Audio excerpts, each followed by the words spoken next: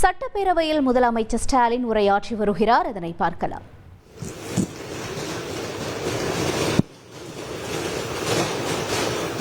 மாண்புமிகு பேரவைத் தலைவர் அவர்களே, எல்லாருக்கும் எல்லாம் என்ற பரந்த உள்ளத்தோடு திறந்த மனதோடு செயல்பட்டு வர அரசு நம்முடைய திராவிட மாடல் அரசு. எந்த திட்டமாக இருந்தாலும் அது மனிதர்களுடைய மனதையும் மகிழ்விக்கணும், முகத்துல புன்னகையும் வர வைக்கணும்னு நினைக்கிறவன் நான்.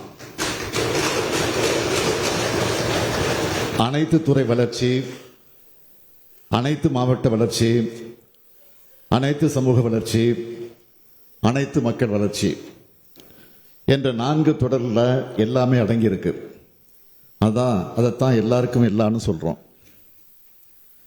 ஆதிதிராவிடர், பழங்குடியினர், பிற்படுத்தப்பட்டோர், மிகவும் பிற்படுத்தப்பட்டோர், பெண்கள், விளிம்பு நிலை மக்கள், மாற்றுத்திறனாளிகள், திருநங்கையர்னு குரலற்றவர்களின் குரலா திராவிட மாடல் ஆட்சி இருக்கணும்னு தான் நாங்கள் செயல்பட்டு கொண்டிருக்கிறோம்.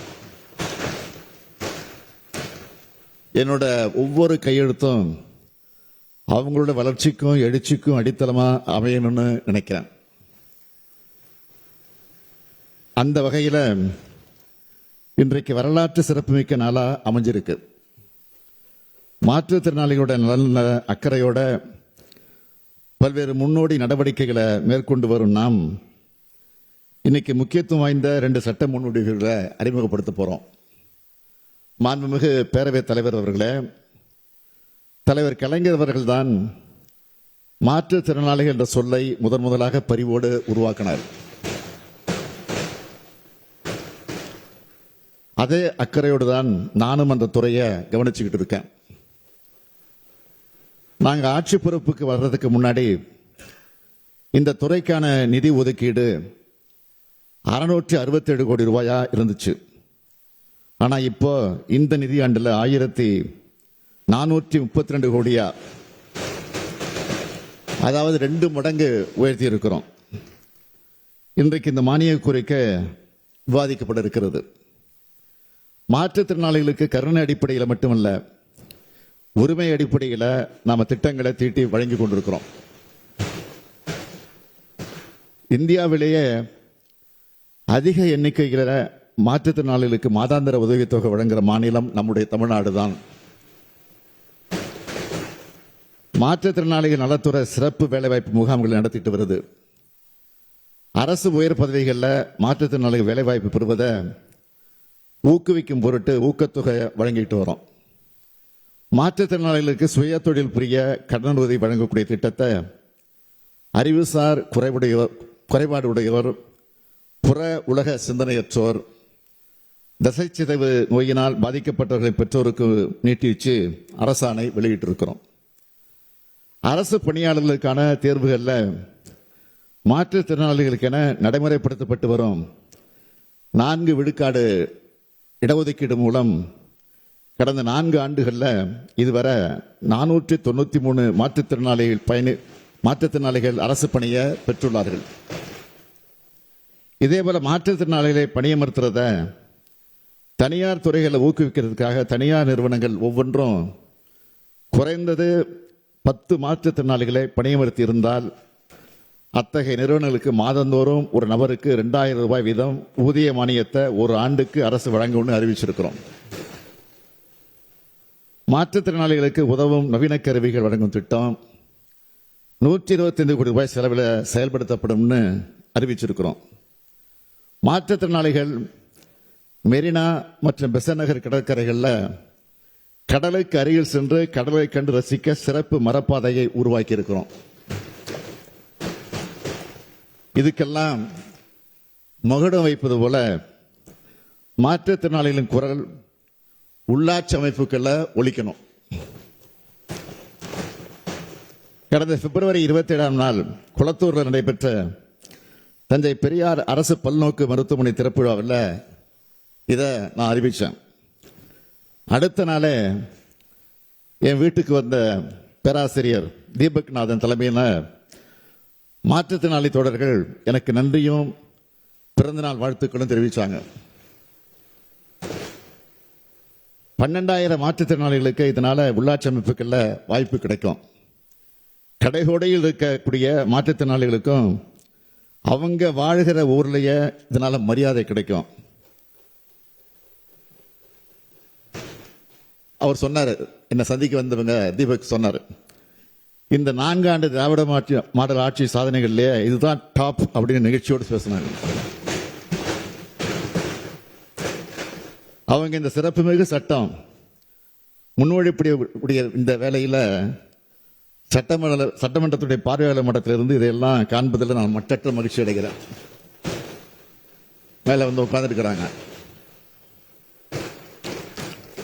உள்ளாட்சி அமைப்புகள்ல அவங்களுடைய உரிமையை நிலைநாட்ட திராவிட மாடல் அரசு உறுதியோடு இருக்கு. தமிழ்நாட்டில் இருக்கக்கூடிய அனைத்து வகை உள்ளாட்சி அமைப்புகளையும் மாற்றுத்திறனாளிகளுக்கு நியமன முறையில் உரிய பிரதிநிதித்துவம் வழங்கக்கூடிய வகையில் நடப்பு சட்டமன்ற கூட்டத்தொடரில் தக்க சட்ட முன்வடிவு அறிமுகப்படுத்தும்னு நிதிநிலை அறிக்கையில் தெரிவிச்சிருந்தோம். இப்போ அந்த சட்ட முன்வடிவதில் நான் வாழ்நாள் பெருமை அடைகிறேன்.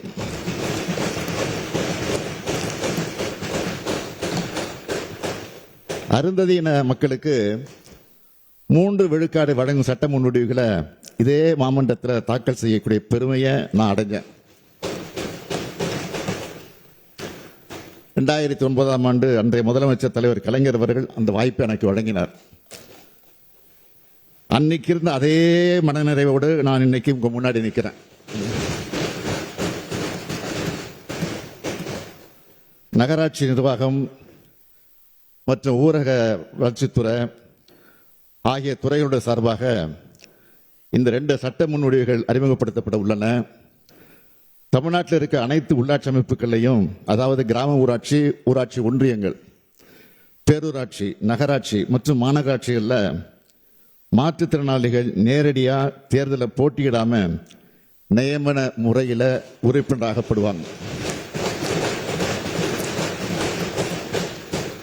இது மூலமா உள்ளாட்சி அமைப்புகளில் மாற்றுத்திறனாளிகளோட பிரதிநிதித்துவம் உறுதி செய்யப்பட்டு அவர்கள் தங்களுக்கான வாய்ப்புகளையும் சிறப்புரிமைகளையும் சமமாக பெறுவதற்கு இந்த சட்ட முன்வடிவுகள் வழிவகுக்கும். இது எல்லாருக்கும் எல்லான்னு இந்த அரசு தொடர்ந்து வலியுறுத்துகிற சமூக நீதி அடைகிறதுக்கான மற்றும் ஒரு முன்னெடுப்பு. இதனை நடைமுறைப்படுத்துவதற்காக தமிழ்நாடு ஊராட்சிகள் சட்டம் 1994, தமிழ்நாடு நகர்ப்புற ஊராட்சிகள் சட்டம் 1998 ஆகியவற்றில் திருத்தங்கள் முன்மொழிந்து சம்பந்தப்பட்ட துறைகள் மூலம் இந்த அவைக்கு வழங்குகிறேன். இந்த சட்ட முன்வடிவுகளின் மூலம் மாற்றுத்திறனாளிகளோட குரல் உள்ளாட்சி அமைப்புகளில் ஒலிக்கிறது மட்டுமில்லாம அவர்கள் குரல் உள்ளாட்சி அமைப்புகளை ஒலிக்கிறது மட்டுமில்லாம அவர்கள் உள்ளாட்சி நிர்வாகத்தை வழிநடத்துகிற வல்லமை பெற்றவர்களாக திகழ்வாங்க. ஒடுக்கப்பட்ட மக்களை அதிகாரம் பொருந்தியவர்களாக உயர்த்துவதும் அதிகாரத்தை பங்குள்ளவர்களாக மாற்றுவதும் தான் திராவிட இயக்கத்தினுடைய நோக்கம். அந்த அடிப்படையை கொண்டதுதான் இந்த சட்டம் என்பதை தெரிவித்துக் கொண்டு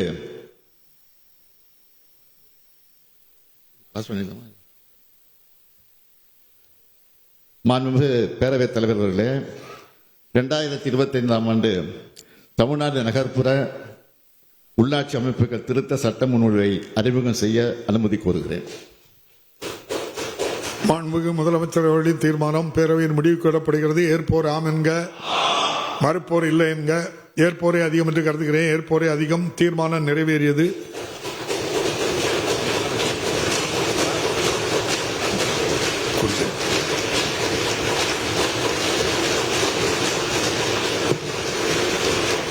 மாண்புமிகு முதலமைச்சர் அவர்கள். மாண்புமிகு பேரவைத் தலைவர் அவர்களே, மேற்படி சட்ட முன்வடிவை அறிமுகம் செய்கிறேன். 2025ஆம் ஆண்டு தமிழ்நாடு ஊராட்சிகள் 2ஆம் திருத்த சட்ட முன்வடிவு. மாண்புமிகு முதலமைச்சர் அவர்கள். மாண்புமிகு பேரவைத் தலைவர் அவர்களே, 2025ஆம் ஆண்டு தமிழ்நாடு ஊராட்சிகள் 2ஆம் திருத்த சட்ட முன்வடிவை அறிமுகம் செய்ய அனுமதி கோருகிறேன். மாண்புமிகு முதலமைச்சர் அவர்களின் தீர்மானம் பேரவையின் முடிவுக்கு விடப்படுகிறது. ஏற்போர் ஆம் என்க, மறுப்போர் இல்லை என்க. ஏற்போரே அதிகம் என்று கருதுகிறேன். ஏற்போரே அதிகம். தீர்மானம் நிறைவேறியது. மாண்புமிகு முதலமைச்சர் அவர்கள். மாண்புமிகு பேரவைத் தலைவர் அவர்களே, மேற்படி சட்ட முன்வடிவை அறிமுகம் செய்கிறேன். 2025-26 ஆண்டுக்கான மானிய கோரிக்கைகள் மீது விவாதமும் வாக்கெடுப்பும். மானிய கோரிக்கை 52 மாற்றுத்திறனாளிகள் நலத்துறை. மாண்புமிகு பேரவைத் தலைவர் அவர்களே, இந்த சட்ட திருத்தத்தினால் விளையப்போகும் பலன் பற்றி ஒரு விவரத்தை குறிப்பிட விரும்புகிறேன். தற்போது நகர்ப்புற உள்ளாட்சிகளில் தேர்ந்தெடுக்கப்பட்ட உறுப்பினர்களில் 35 பேர் மட்டுமே மாற்றுத்திறனாளிகள் ஆவார்கள். ஆனால் இந்த சட்டம் நிறைவேற்றப்பட்ட பிறகு சுமார் 650 மாற்றுத்திறனாளிகள் நகர்ப்புற உள்ளாட்சிகளிலும் 650 மாற்றுத்திறனாளிகள் நகர்ப்புற உள்ளாட்சிகளிலும் 12,913 மாற்றுத்திறனாளிகள் கிராம பஞ்சாயத்துகளிலும் 388 மாற்றுத்திறனாளிகள் ஊராட்சி ஒன்றியங்களிலும் மாவட்ட ஊராட்சிகளில் 37 மாற்றுத்திறனாளிகளும் நியமனம் செய்யப்படுவார்கள். அவர்களது குரல் அந்த உள்ளாட்சி அமைப்புகள் எல்லாம் எதிரொலிக்கும். இந்த சட்டத்தினால் விளையப்போகும் மிகப்பெரிய நன்மையாகும் என்பதை இங்கே நான் குறிப்பிட விரும்புகிறேன். செய்திகளை உடனுக்குடன் தெரிந்து கொள்ள உடனே சப்ஸ்கிரைப் பண்ணுங்க.